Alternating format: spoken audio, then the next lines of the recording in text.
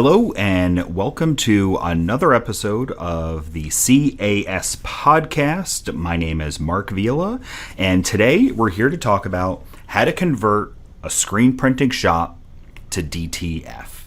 So let me tell you who should be listening to this episode.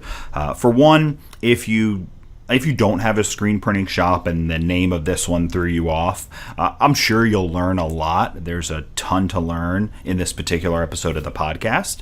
So I'm going to recommend you stick with it. If you do own a screen print shop, if you have some manual presses or automated presses, maybe you have decided to not bring in direct-to-film yet, and you were a little bit cautious about it. Maybe you're trying to figure out, can you replace some of your equipment with direct-to-film printing? And potentially you've brought in something like a really compact sheet-fed machine that just hasn't really integrated into actual production, and you're trying to figure out how to make that the best it possibly can be. And that's who this episode is really for, is about converting a shop or integrating a shop from screen printing to DTF. And if you're doing any other type of transfers or anything like that, or you're brand new, and then, we'll do our best to cover everything here. And I am going through a slideshow, so there's a video component to this. You do not have to watch it. If you're listening to this, that's just fine. I'll do my best to describe everything in words. But if you go to YouTube or customapparelstartups.com, you can find this episode and you can go through the slideshow with me on video. So without further ado, let's go ahead and dive into the slideshow and talk about how to convert a screen printing shop to DTF. So first, I'm just going to just get the commercial out of the way, right? My name is Mark Vila. I'm with ColDesi. I'm the director of marketing here. If you've listened to the podcast before, we've got tons of episodes. You've heard me, and I usually don't super commercial this, but since we're going to be talking about a lot of our equipment and how it's different from some other things out there, it's important that I just say a bit of who we are. So at the time of recording this, we've sold over 1,400 direct-to-film printers across the US. These are not compact little sheet-fed machines. These are commercial roll-to-roll style direct-to-film printers designed for production shops. We've got training and support right here in the USA. A lot of folks are concerned about how they're going to get up and running, and ColDesi has made sure that we've got folks to help you do that with a focus on uptime and quality. We recognized right from the start that if screen print shops want to bring this in, that they're going to need to make sure that they're running, that they're producing shirts, and that the shirts that output essentially at the end are great quality because their customers are used to that. I'm going to talk a tad about what direct-to-film printing is, just to make sure we're all on the same page. Just about everybody listening is going to know what this is, so I'll be pretty brief, but we've got plenty more information on coldesi.com if you're not familiar with the process. But direct-to-film is the first true digital solution for screen printing shops. You can actually integrate this in and do production, and here are some of the reasons why. It's a full color digital print, as I mentioned, so same amount of work from 1 to 100 colors, and it's only ink and adhesive. And what that really means is you're going to get a high quality output, a great stretch, a great wash, vibrant colors. There's no vinyls or any other materials that are going to be on your shirt. It's a high speed process. It's designed to do everything all in one in the equipment. This means that because it's all in one and it's fully digital, you could do short and long runs. So you could do 10 shirts or you could do 500 shirts, all with the same design, or different designs. You can actually do variable data too. So when you're creating your artwork, you could say have a different name on, or a different number or something like that on every single transfer. And once you run your job, each transfer can be very, very specific to the customer at the very end. Next, I've actually created a bit of a Venn diagram, right? The two overlapping circles, for those of you not actually watching.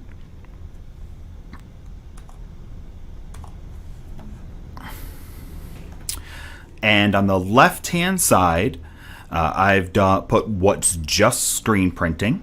So we'll talk about that. On the right, we've talked about what's just direct to film, and then in the middle, what they have in common, which is really why screen printing and direct to film are so close together, and why it's really being adopted really well by screen print shops.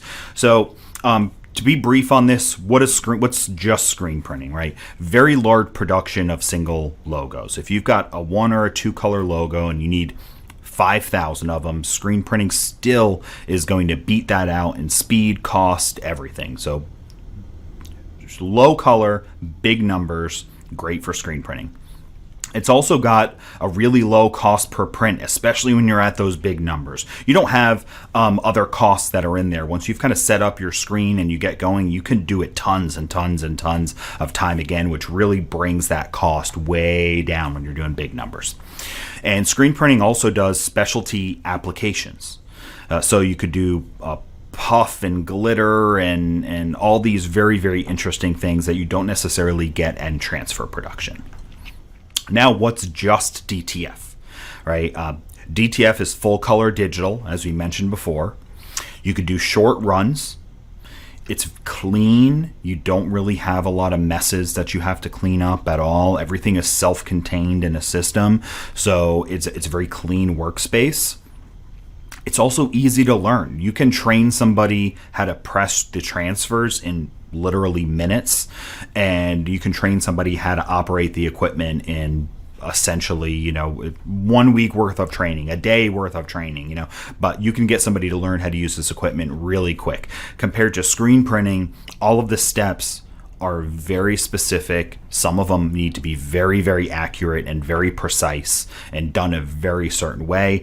So proper screen print training is weeks, months, years really to master the craft. And you can master running a direct-to-film printer, very short period of time. Variable data is also what we mentioned. You're not really going to get variable data in screen printing.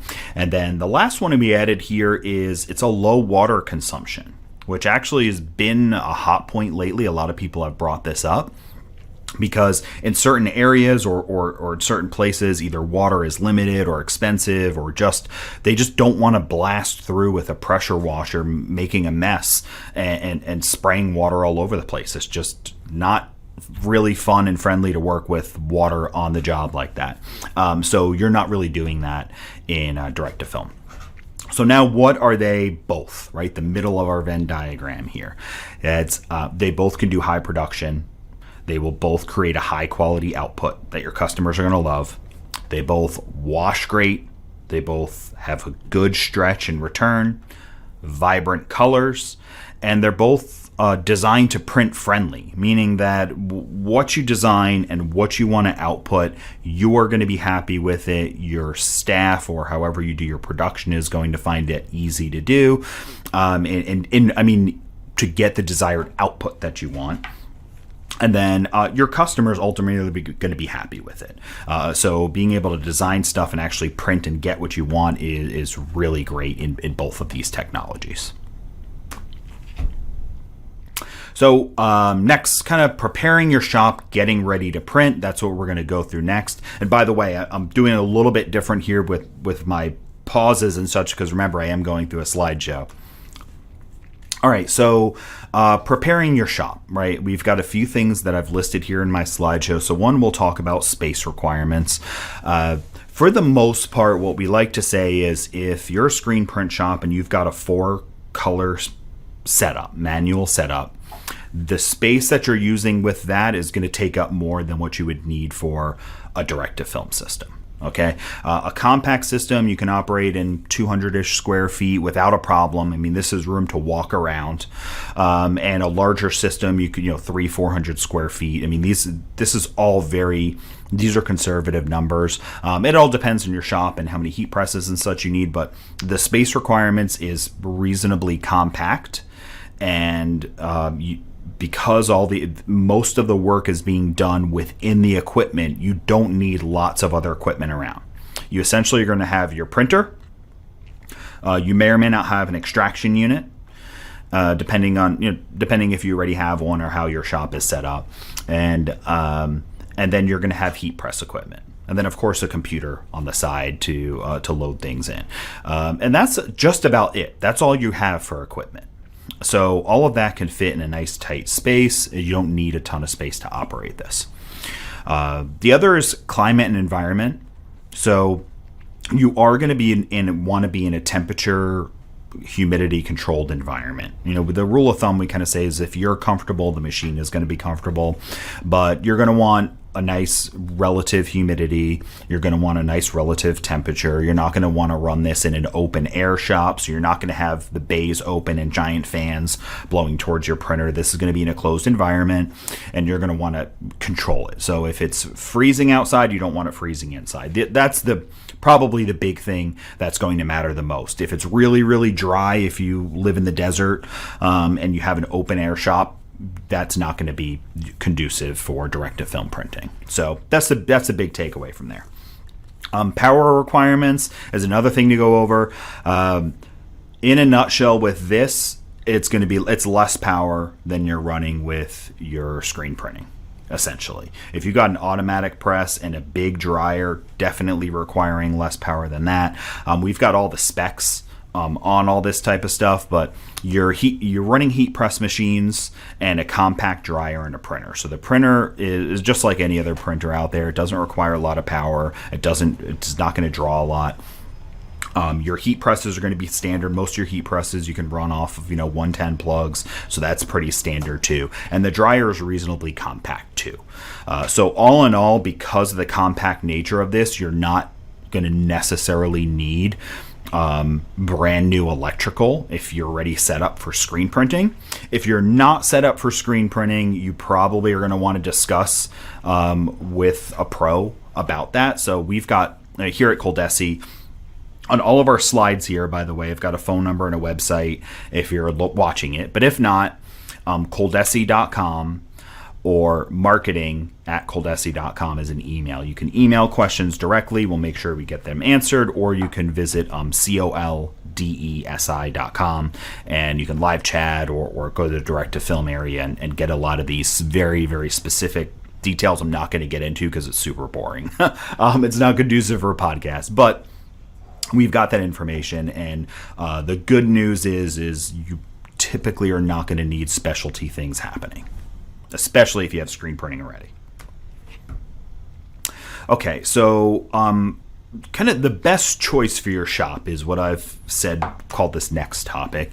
So what do you need? Is direct-to-film right for you? Which direct-to-film printer should you have? Okay, so I've brought through a lot of different pieces of information, and we'll just kind of bullet through those. So competition, right? This is stats that we've put together, surveys, etc. 75% of shops have or will integrate direct-to-film by 2025. Okay, so that number is huge. If you have not pulled the trigger yet and you are just a typical screen print shop, chances are, if somebody is calling around asking for something specific that you cannot produce with your screen printing equipment, whether it's a short run or a specific number of colors or a full digital print, the next phone call they will make, somebody is going to say yes, especially by next year. So it's being adopted all across the board. Now, that doesn't mean everybody's fully converting over. We have customers that just have it for certain jobs. We have other customers that 90% of their business has moved over to direct-to-film. Another is kind of the near-me on-demand trends. Customers want more now. That's what I kind of said to this, right? We're in a market where folks are going to want as many colors as they want on whatever color shirt they want today, tomorrow, if they can get that. The great thing about direct-to-film is it allows that to happen. You do not have to spend 8 hours setting up a job, then run the job, and then spend, maybe potentially 8 hours getting back to normal. You can actually queue up jobs and print them up essentially on demand. So, you could do stuff. We have tons of customers delivering stuff same next day because of the fact that it's digital, it's reasonably easy to do, and it's quick. Full color digital, now that I'm saying that I said that, is another. Clients want digital because they can get it, right? And that's kind of the nature of things right now, right? Fast food is a success because people can get it, not because it's the best, not because it's the healthiest or anything like that. But if you can get it, people are going to want it, and a certain percentage of people are going to want it. So when folks know that they can get a picture of a baby or a puppy or a bride and groom on a shirt, and they know they can get it reasonably quick and for a reasonable price, more people are going to ask for it. And you don't want to be stuck behind with the only one saying no. Short runs is very similar to this. Folks know that they can buy one shirt. They know they can buy 10 or 15, and that the number of colors doesn't matter anymore. 20 years ago, that would not have been true, right? You could have called around everywhere and said, I want a picture of a puppy on a shirt. I need 10 of them.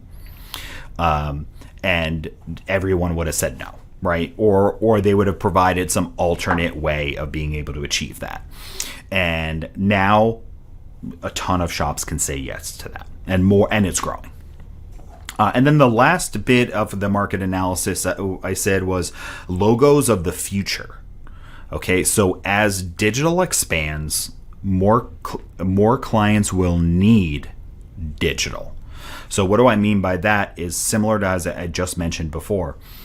If you 20 years ago, if you'd have called around and you said, I have a logo, and you sent a picture of the logo and it was literally a picture of a dog, like an actual picture of a dog, and then it said pet grooming, everybody would have said no to that. You can't do it. They couldn't do it with embroidery. You couldn't do it with screen printing. You couldn't do it with vinyl. You couldn't do it with any of the technology that people had 20 plus years ago, and even further. Now, everybody has digital. Or growing, everybody has digital. So as that happens, logos are beginning to evolve. People are putting gradients in logos. They're no longer capping the number of colors because the digital is available for it, because they actually can get that stuff printed, whether it's business cards, flyers, brochures, the internet, of course, and even t-shirts and hats. You can get full color, so people are making full color digital logos. Scalability, kind of, this is another thing to consider for your shop. So one of the important things about direct-to-film printing is the fact that once you start to offer it, your customers are going to want it, right? So if we've had shops, they come in and they bring like something really small sheet-fed machine that's clearly not available for scalability on this. It's essentially the same speed as like a DTG printer or something like that. And that doesn't accommodate for growth, which is why these roll-to-roll style of printers that ColDesi has do accommodate for that growth. So you want to go ahead and take a look at your production, how much you print per hour now, and I would start to go into the assumption that you're going to want most of that business to convert over to direct-to-film. So the more the advice is, don't go with the minimum machine you need, go with something that you can grow into. And consistently we hear that from shops, and we have found a lot of shops they buy a small printer and they end up getting another one within a year because it can't keep up. So definitely look at the space you have, how much you expect to print out of it, and really look at the number of orders you're printing today, knowing the fact that we have shops that have 90% converted over to direct to film. Right? That's a huge number, especially when you're considering how much output that could be per day. Okay. The next great part about scalability on direct to film is the actual training. It's really easy to bring folks in and teach them how to operate a heat press where they can do, a couple of shirts a minute. Right? So that's a fantastic thing, because teaching people how to screen print is a process. It's hard to find talent, and it's really hard to get somebody who's also going to stick around for a long period of time nowadays. So training is really great. You can scale in both directions of long and short runs is another part of the scalability. So if you currently are doing, medium, small size runs, 50 shirts, 100 shirts, and you want to scale up, you can do that with a direct-to-film printer. If you currently are only offering, or most of your jobs are only 100 to 500 pieces or something like that. You can also begin to scale down. And we've had plenty of customers that have integrated systems where they say, if a customer wants to order something, as long as they place the order by this cutoff time, it will make it into that afternoon's run.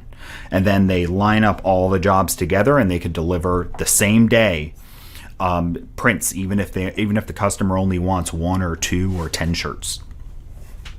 And another thing about scalability that's really interesting is the low cost nature of the scalability. Right? So what I mean by that is if you have a 4-color press or an 8-color screen press right now, and you're kind of reaching the maximum capability you can print with that, in order to level up, it's going to cost you a good amount of money and or space.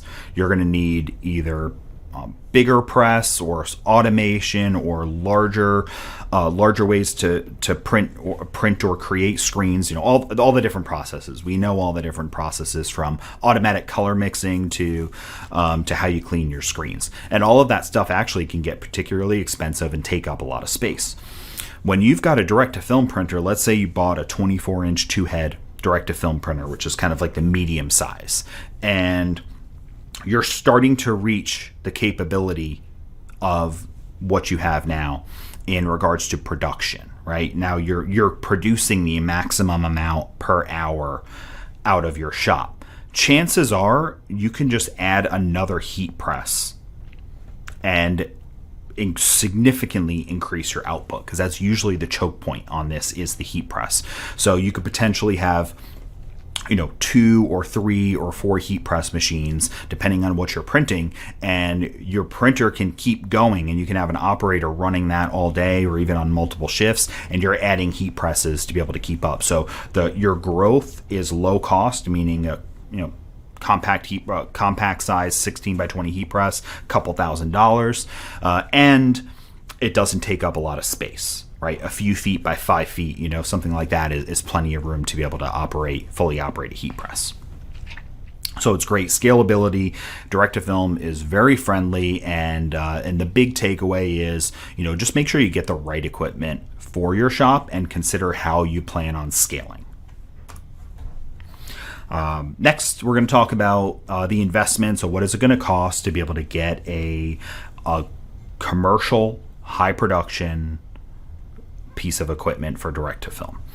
The number we're talking about today at the time of recording this is about $15,000 to $35,000, or $400 and $900 a month financed, and this is for varying pieces of equipment. Maybe you need heat presses or not, extractors, ink, all that stuff. So the equipment cost is pretty reasonable, considering that some of you listening to this could have one piece of your screen printing equipment could have cost you that much. Not even enough to make shirts, but you've got a whole system that can produce final printed shirts within that $15 to $35 or $400, $900 a month. The also on investment in regard to consumables, this is the biggest thing that people don't think about often. And when I talk about it to folks, is you see the eyes open up, right? It's a light consumable inventory, which means that you have basically 5 to 7 colors, depending on the printer you get, adhesive and film, and that's it. That's essentially your entire inventory. I mean, there's little things, cleaning solutions and stuff, but for the most part, that's what you're operating with. Compare that to screen printing. You can have, I've seen walls of colors, gallon cans everywhere, pre-mixed things in containers for certain. You have a customer with a certain color of purple, so you keep some of that. That inventory almost never shrinks. It almost is ever growing. And you also have an inventory of screens, because if you have 40 customers that are often repeats, you probably keep those screens. And if those jobs are 4 color, you've got 4 screens you're storing. So your screen inventory is almost infinitely growing, and your color inventory is growing. That's not true with direct-to-film printing. It's a light consumable inventory.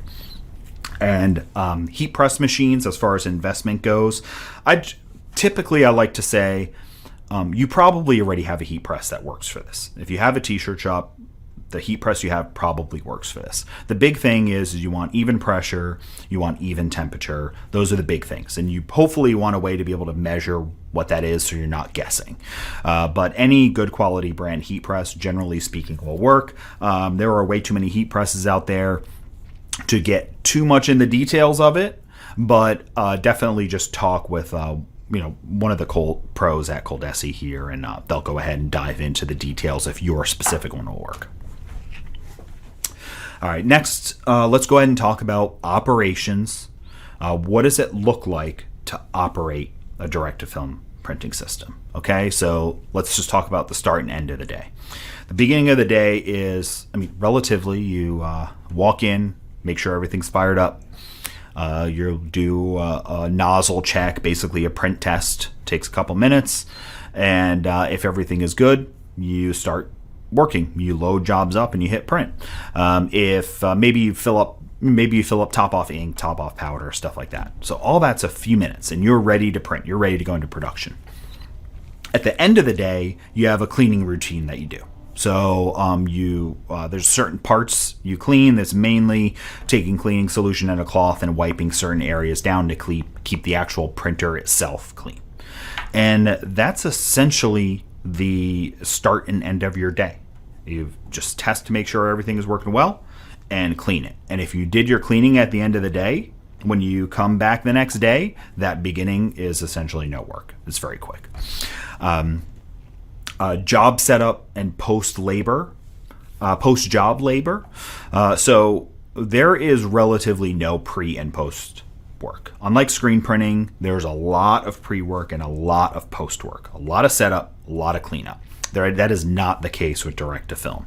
You have your start and end of the day, but during the day, as you're doing jobs, when you go to move from one job to the next, that's all handled digitally. So you are queuing jobs up, and they are coming out of the printer, and you don't have to change or do anything in between jobs. And that's huge, especially if you're kind of running jobs that aren't ready to be heat pressed yet. So maybe you're starting to print, but you've ordered shirts and the shirts haven't arrived yet. They don't come in until tomorrow or until later in the day. You start to run jobs and you prep and cut and have all your transfers ready to go, and the next job is coming out immediately. The other thing to discuss in regards to operations is handling reruns. How do you handle reruns? Because it's digital, I think it's relatively self-explanatory that when you want to print a job again, you just literally hit print again, right? You don't even necessarily have to do that, because you can store these transfers. So a lot of folks, what they will do is, if they have a particular customer that is often a return customer, they will go ahead and they will print the job, print a handful of extras. You can store them in a cabinet, and then when you need them again for a customer, it's going to take you, 30 seconds to make a shirt. The last part to cover operations is color matching. This is stuff that folks ask a lot about. How can I match colors? Can I print Pantones? What if my customer has a particular corporate logo?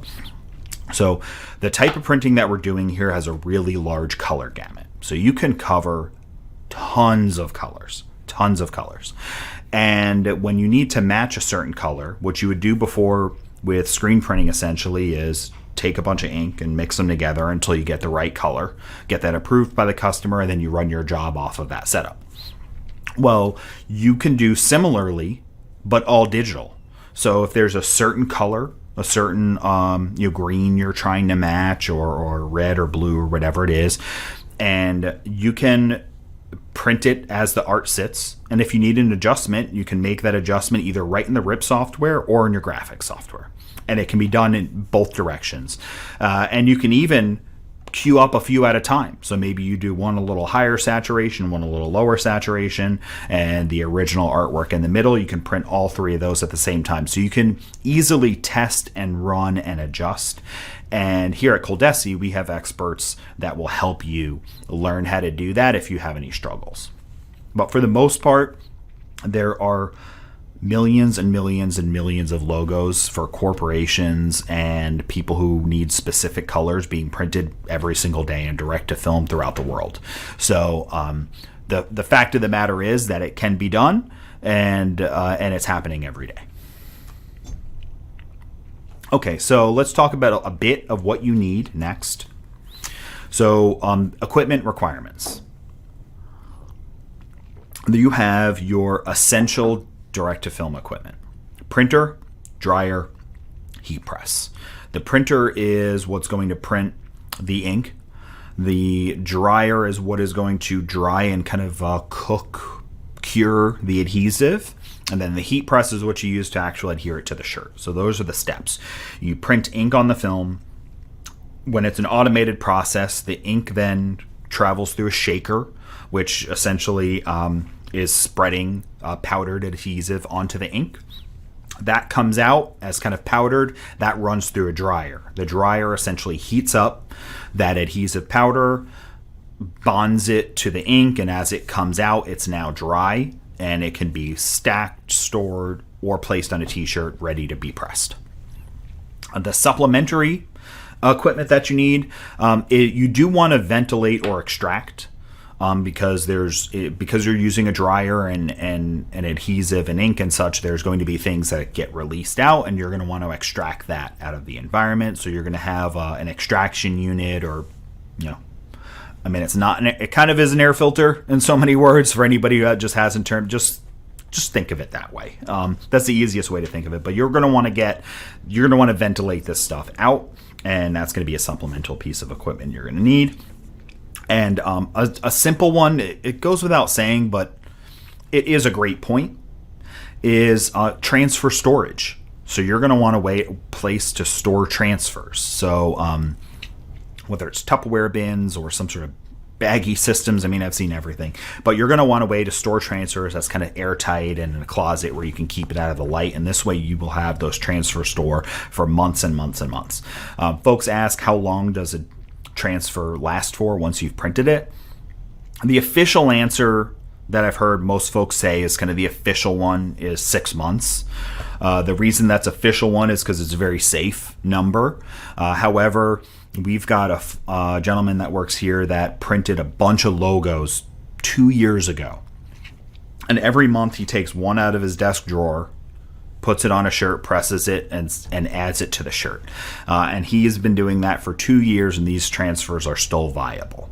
There's no problem with them at all, essentially. However, because there's a million different environments out there, and humidities and temperatures and all that stuff, 6 months is a good, safe place. All right. We've talked about supplies, but that is an essential part. You need your ink, you need your adhesive, you need your film. And then the other things you're going to need, I kind of labeled those as considerations, but cleaning solutions, cloths, stuff like that to keep your equipment clean. Of course, scissors and things like that doesn't even need to be mentioned. And then another thing is what we call repair kits. So ink lines, dampers, and other essential machine parts. It's great to keep this stuff on hand because some of these things are consumable over time, that they wear out, like an ink damper is part of the printing system, and that will wear out over time. So it's good to keep these things in stock. Of course, we sell them all, and plenty of people just buy them on demand as they need it. But I've been in this industry for about 15 years, and I've sold tons of different equipment, and the folks who have the lowest blood pressure are the folks who have repair kits or what they call emergency kits on hand. So it's a great idea just to keep some of that stuff. It's not necessarily that much money, and it gets you to continue printing in the event that something goes out at an unexpected time. Now maintenance, we touched a bit on maintenance, but let's just go ahead and just go through it real quick because this is a common question. You've got a daily, monthly, annual kind of routine you're going to go through, right? The annual one might be replacing those dampers, which will take a little bit of time. The daily stuff is wiping things down. So essentially, keep it clean. That's the big part of the maintenance. Keep it clean. Supply levels. You have ink, adhesive, and film. These are all very visual to be able to see when they're low. So you'll be able to do this, every morning or at some sort of a clockwork. And the machine has some warnings and some things to let you know, where those supplies are. We talked about the environment, temperature and humidity controlled, and then we talked about storing transfers. You want those stored climate controlled in a closed environment. All right, so what's next? Do you continue screen print operations? Folks are really curious, where is my screen printing equipment going to end up? And the most important thing in this whole question topic is to understand that your shop is unique and it's unlike any other. That's the most important thing to consider. So you have to consider, what types of jobs are you going to do? What types of jobs may you be doing in the future? And what are your customers like and demand? Okay, and then you can kind of weigh out pros and cons of everything. But I'll say some general things that I've learned. One is 1 and 2 color jobs. When you're over a couple hundred pieces, a lot of folks will keep and use their screen printing equipment for that. So maybe it's just 1 color jobs over 200, they'll go ahead and screen that. Another that they keep it for is maybe specialty, like sleeve leg or infant size or something, and they just leave their screen print set up just for that. So they will direct to film everything, but if they need to drop in some sleeve logos or something like that, they just do that on the screen. So some folks will mix and match. Part of the shirt is direct to film, part of it is depending on the specialty application. If you've got a large automatic or a large, very multicolor press, there are folks who deprecate some of that stuff because they find it hard to do 8 or 9 or 10 colors with all of that setup when they could easily do that on direct to film, especially since most jobs being done out there are under 500 pieces. Most jobs being done are 100 to 500. We've surveyed and asked all around, that's most jobs.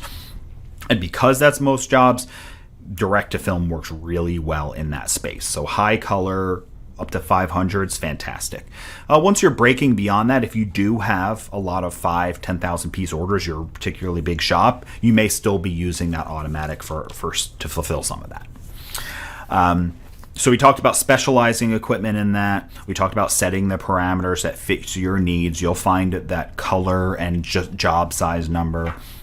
And then really just which equipment do you have is worth the space and the time it takes to maintain it or keep it up and running. And you may just find that you can sell off some equipment, you could store some equipment, you can convert areas of your shop, like a dark room or a storage area, you can convert it into a revenue generating space now. Maybe you never had a room for a cutter, or you never had a room for an embroidery machine and you've wanted to do that. You can potentially turn some of your shop into revenue generating space. And or the last thing about dealing with the space is we talk to folks who say they plan on downsizing the size of their shop. Not because they're producing less, they just don't need the space anymore. So they lease an entire length of an industrial plaza, and maybe that last bay they no longer need, and that could reduce their rent by hundreds or if not thousands of dollars in a month. So these are all things that folks do, and that's what I would consider. The important thing to do is kind of write some of these things out, write out all the different types of jobs you do and imagine where they can be, and then of course just go along with the journey and you'll figure it out. All right, now production costs. What's the cost of ink, adhesive, film, cost per print, etc. So a simple number, a short number that people say is 0.0054 cents per square inch. So how does anybody do that math, right? So, we kind of just say, a full front is going to be, less than 50 cents. To be able to, when you're printing a left chest logo, is going to be change, if you're thinking about that, a dime or something like that. So the cost per print is pretty low. It's relatively low. The ink and the adhesive and the film go a really long way. So a full order is doing thousands. The best way to really determine this is, which I love, is perfect. For one, is during your jobs, the software will job cost for you. So before you print your first print, you can see how much the job is going to cost you. So you take the customer's art, load it up. It's going to tell you how much it's going to cost per print to do that, including all the supplies. And then therefore you can go ahead and turn around and charge your customer properly for that. Alternatively to that is if before you start printing and you want to know what a couple of popular jobs cost, you can send art to our team here at ColDesi, and they can job cost it for you, or they can help estimate, at least get pretty close to what that cost would be. And we can even print that sample for you. So they can print a sample for you. They've done live webinars, live one-on-one folks where they send their art in, they print it for them, or we have art. Sometimes it's close enough. Here's a logo. This is how much it costs to print it. They print it, they put it on a shirt, they send it right to you. And this way you can feel it, touch it, wash it yourself. So the production cost in a nutshell is low enough to be plenty profitable for screen print shops to have adopted this all over the country. And there's a reason why that, what I say before, 75% of shops have or plan to adopt by 2025. So the cost is low enough for everybody to want to do that. And that's really the bottom line. Okay, so in my slideshow here, I kind of have, the final questions. As I mentioned before, these are FAQs, so I'm just going to kind of rapid fire through these and wrap it up. So the first one that by the time I get here, everyone says, well, how do I get a sample? That's easy enough, right? You go to ColDesi.com, you email marketing@ColDesi.com, give us a call, and just say, hey, I need to see it for myself. So if people ask, which leads to the next question, how does it wash and feel? Well, you can see for yourself by getting a sample. And the ColDesi prints are designed to feel great, wash great, and make your customers happy. And as we said, not all ink and film and printers are the same, so you're definitely going to want to see the ones from ColDesi if you've not loved something you've seen before, potentially. But your customers are going to love the way it feels. It stretches great. It washes great. It goes on all different types of materials, cotton, poly, blends, all of that stuff. Next, folks ask is kind of about the quality, is the color quality. That does come up a lot. The colors that come off this are beautiful and vibrant. Now, the specialty things you don't achieve, like metallic gold, you can maybe do that with screen printing through a specialty process, and that's not going to happen out of a CMYK printer. But all the colors you're going to get out are going to be beautiful. If you have particular art that you are concerned about, the best thing you can do is get the art in to the ColDesi team and have them print it, because that's it right there, right? Take your biggest customer's art and send it through and make sure you're happy with it. Next questions are about the process. How much does it cost to print? I actually just covered that, so I'm glad that we went through there. But go ahead and ask our team about specific artwork, whether it's ones we have. So we can go ahead and send you a sample of something that's already done, ready to go, and we can tell you how much it costs to print. And that's the most common way that people do it. And how do I determine the best size printer? And this, I covered this, right? But essentially what I would say would be go through the process and the plan that I discussed before. Look at all your jobs. Consider, if I didn't have to prep those jobs, which ones do I think I would run through my direct-to-film printer? Get a count on those, right? How often do those come through? How often do you have to produce? How long does it take you to produce now? And I would fulfill a printer that at bare minimum meets that requirement, and I would add 25, 30, 50% more. That's typically the number you want to go for, because your customers are really going to like what happens, and what they get, I should say. They're going to like what they get. And once you start selling folks, you know what, I could do that same thing in full color. They're going to want it, and they're going to ask for more of that stuff. And it's the same amount of work for you. So you're going to be happy that you keep those customers. I actually skipped this question. What's the process start to finish?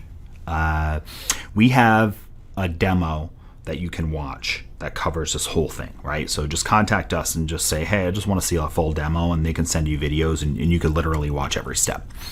But essentially what happens is you take your artwork, just digital art, however it's done. You do not need to color separate. You don't necessarily have to have a vector. You just want a high quality print. Whatever you ask it to print, it will. Low quality or high.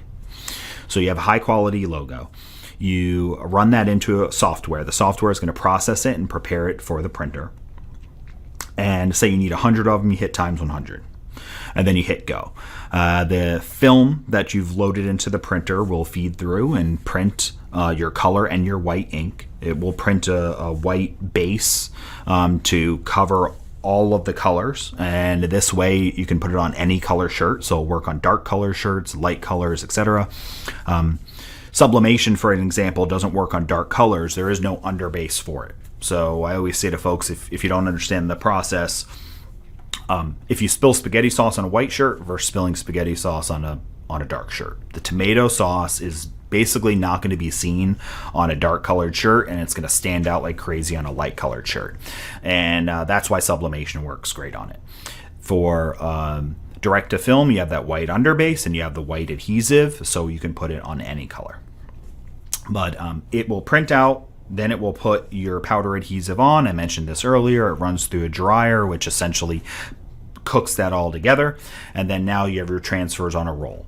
You cut those up using a scissors, cutter, whatever type of whatever you need. It really depends on how you gang up your jobs and how you cut those up. And then those go over to a heat press. You put your shirt on, you put your transfer on top, and you press it. And the press time, relatively speaking, we'll just say is 10-15 seconds. That's like a press. Typically you peel, and then a lot of folks will do a post press afterwards for about 5 more seconds just to kind of push it into the shirt, improve washability, look, feel, etc. So that covers the process. And last few questions, what heat press do I need? I actually covered this earlier, but chances are the heat press you have will work if you use it for other transfers. The big thing, you want quality heat, quality pressure. That's basically the rule of thumb for all transfers in general.